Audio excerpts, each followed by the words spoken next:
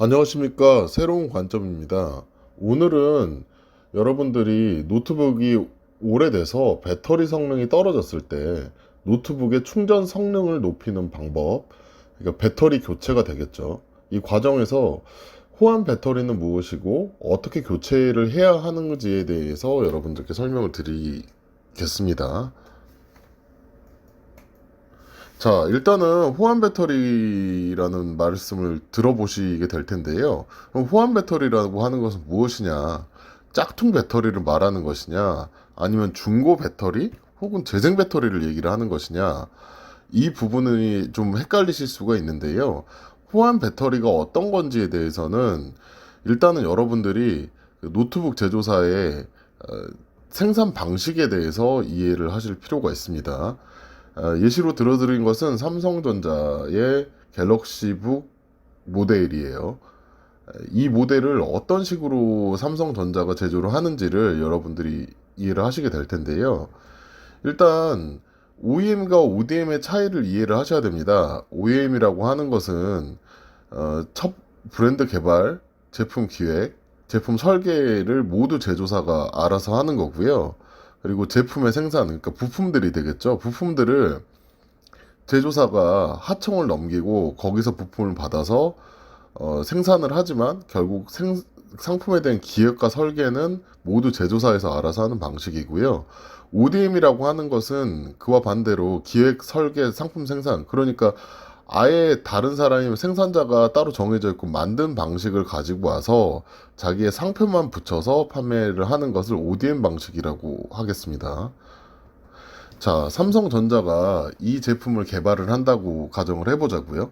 그러면 타겟 대상을 잡고 화면은 어느 정도 크기를 가지고 갈 것이며 컴퓨터의 성능은 어떤 조건을 가지고 어떻게 해야 가격과 성능이 소비자들을 만족시킬지를 시장 조사를 하겠죠. 그래서 이것들을 만들어줄 수 있는 부품 업체들을 선정을 하고 거기에 대해서 납품을 받아서 조립을 해서 판매까지 하는 것이 OEM 방식이라고 하겠습니다. 이 노트북을 예시로 들면요. 첫 번째, 노트북이 운영체제를 포함하지 않습니다. 운영체제를 정품으로 쓰게 되면 대충 한 10에서 15만 원 정도 비용이 플러스가 될 거예요.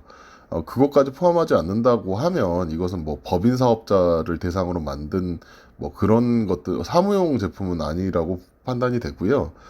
일단 화면은 15.6인치, 그리고 CPU 같은 경우도 자기들이 선택을 하는 거예요.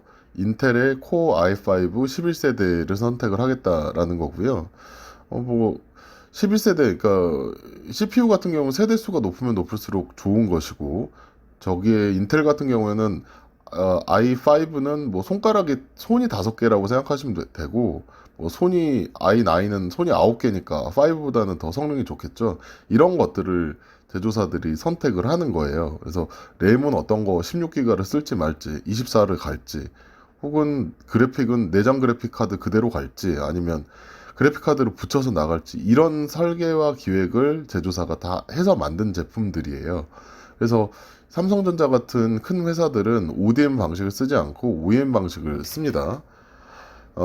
배터리 같은 경우도 마찬가지예요. 배터리 같은 경우도 이 모델 같은 경우에는 54Wc, 그리고 어댑터는 65W, 그리고 충전이 C타입으로 되는 요즘 노트북들은 이렇게도 나오더라고요. 이렇게 삼성이 처음부터 기획을 하고 이것을 만들어줄 수 있는 업체를 선정을 한다고 이해하시면 될 것 같습니다. 자, 그러면 노트북 제조사들의 배터리 제작 방식 또한 OEM이라고 말씀을 드렸잖아요. 그러니까 노트북 제조사들은 보통 배터리를 자기들이 생산하지를 않아요. 이러면 생산 단가가 너무 올라가니까. 그리고 일반적으로 OEM 방식으로 생산을 하고요.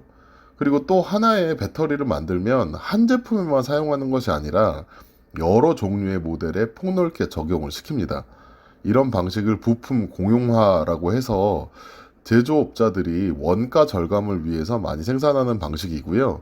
이걸 부정적으로만 보실 필요는 없는 게, 이렇게 부품들을 공용화를 해야 생산 단가가 낮아지고 판매가 자체도 좀 낮아질 수가 있거든요.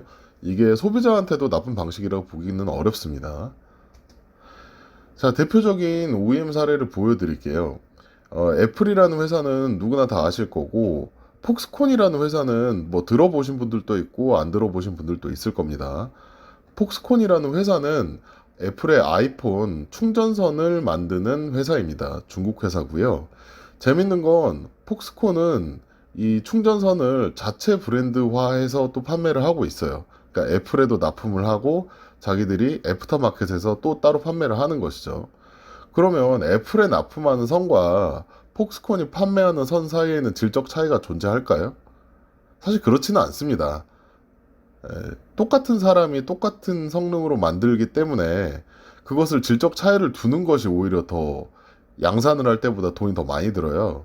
그래서 그런 질적 차이가 난다고 보기는 어렵고, 다만 애플에 납품한 제품은 애플이 보증을 서는 제품이잖아요. 그러니까 애플 스토어에서 그 충전선을 샀을 때 이게 고장이 났다고 하면 애플 스토어에 들고 가면 뭐 교체를 해주든지 고쳐주든지 하는데, 이것은 폭스콘이 납품을 했으니까 폭스콘한테 책임지라고 할 수는 없는 거잖아요. 그리고 폭스콘이 자기의 브랜드를 가지고 따로 판매하는 선이 있다라고 할 때, 이 선이 고장날 때 애플에 들고 가서 고쳐달라고 할 수가 없는 거예요. 그래서 이것은 상표권에 대한 문제이기 때문에, 그러니까 질적 차이가 나는 것이 아니라 상표권에 대한 차이가 난다고 이해하시면 될 것 같고요. 그러니까 이제 이런 상품 페이지를 보시면 뭐 아이튠즈 및 애플 카플레이 완벽 호환이라고 써져 있잖아요. 그러니까 완벽 호환이 될 수밖에 없는 게 만든 사람이 똑같아서 그렇습니다.